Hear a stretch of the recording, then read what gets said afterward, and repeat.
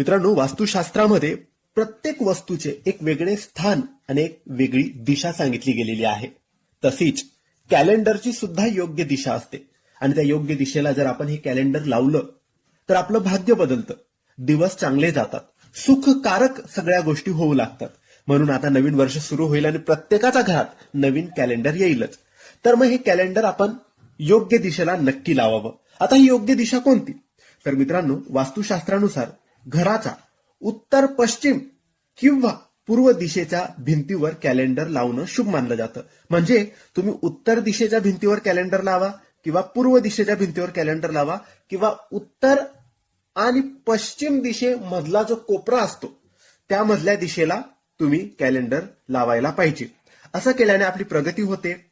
पूर्व दिशेचा स्वामी सूर्य आहे, सूर्यदेवाची दिशा देखील पूर्व आहे, त्यामुळे या दिशेला कॅलेंडर लावणं शुभ मानलं जातं. यामुळे घराची आर्थिक परिस्थिती सुधारण्याची शक्यता असते, असे वास्तुशास्त्रामध्ये सांगितले गेलेले आहे.